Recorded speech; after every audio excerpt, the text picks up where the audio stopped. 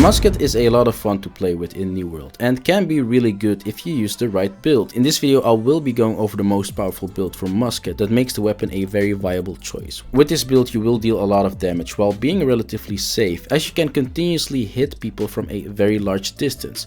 You can 1 or 2 shot light armor users and also do more damage than most people think that the Musket is capable of against heavy armor users.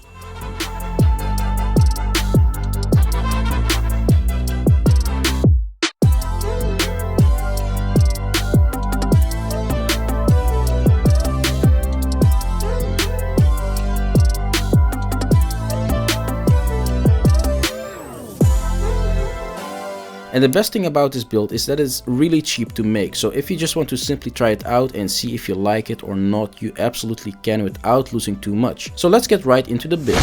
Now first of all, let's start with how you want to invest points into your attributes, as this is the one thing that can 100% make or break the build and completely change the way you look at the Musket.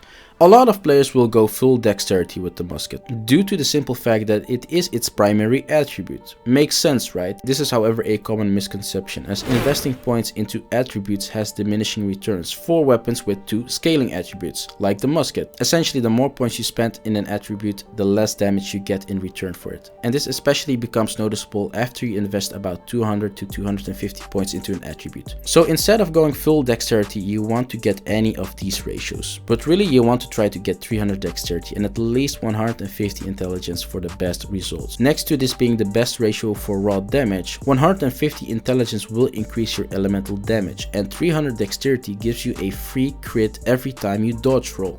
Both of these are bonuses that you definitely want, so spending your points like this will maximize your damage output. Don't worry about constitution with this build, because you are going to be a complete glass cannon, and with that in mind, play like one. It really does not matter whether you have, say, 50 constitution or 5 constitution.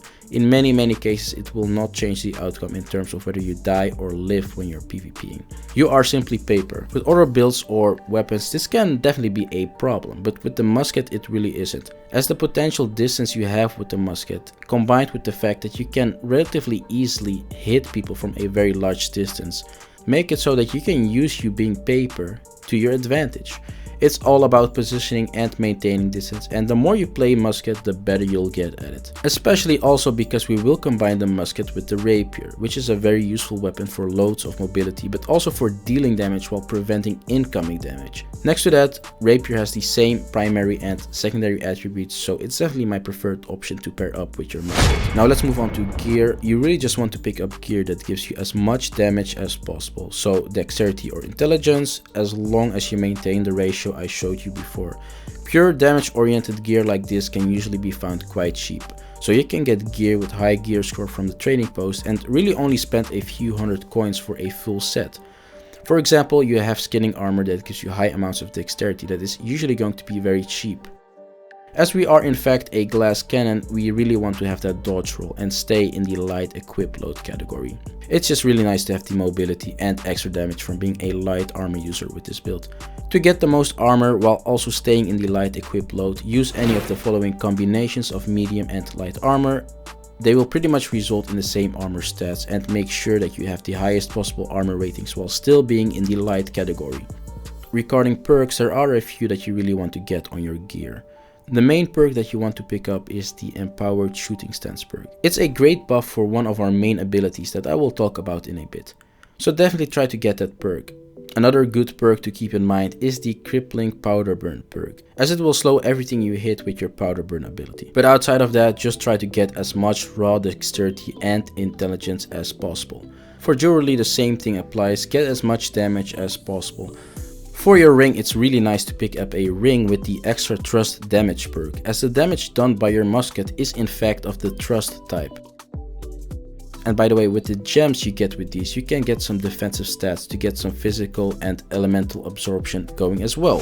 For your weapons, you just want a Musket with as much damage as possible. Obviously, the closer to 600 gear score, the better. In terms of perks, you really want to pick up the Enchanted perk, as it is extremely good for Musket.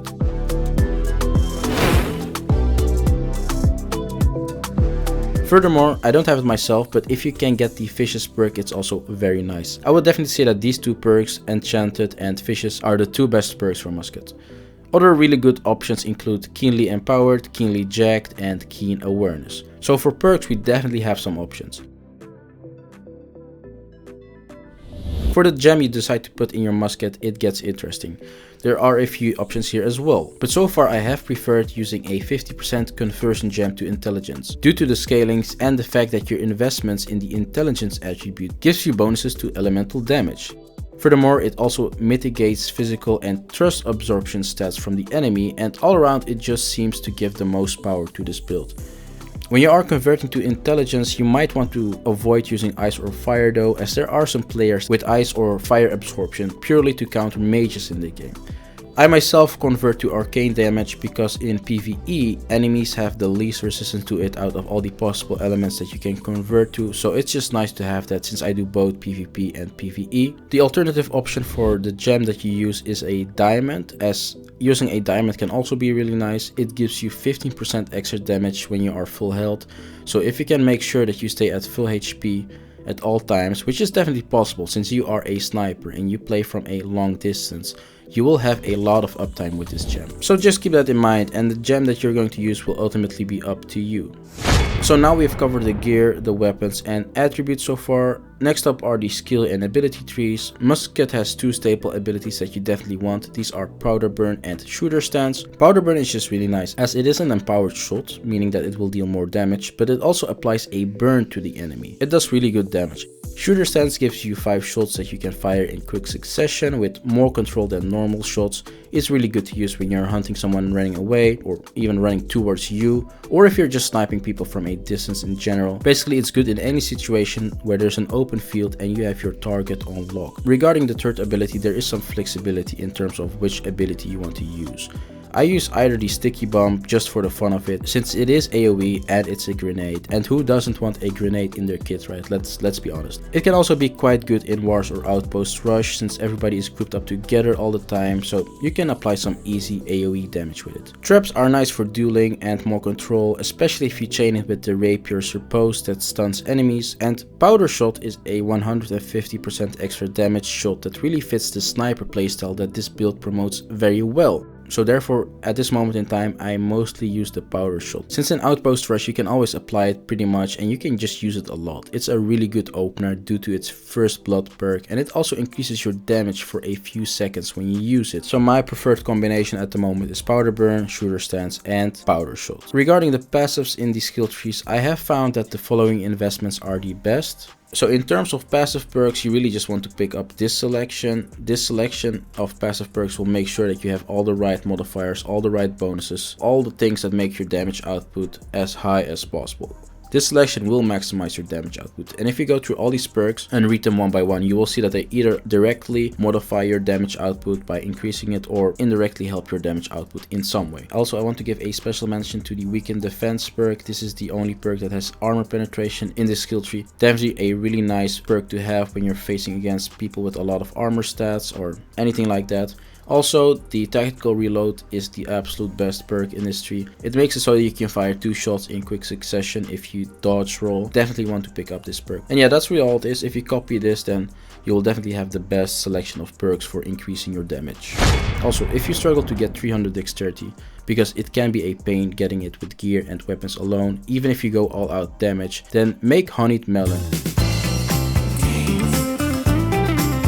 Honeyed Melon is everything you will ever need. It's a tier 3 fruit that gives you a dexterity buff that is really cheap to make, unlike the tier 4 and 5 dexterity foods, and more importantly will push you over 300 dexterity. Honeyed Melon, guys, don't forget about it. And that's really all it is, guys. We pretty much covered every aspect of the build. If you have any questions, let me know in the comments. If you want to share any thoughts or have any suggestions of your own, definitely also put them in the comments. And if you liked the video, give it a like and subscribe for more. And I'll see you in the next one. Bye.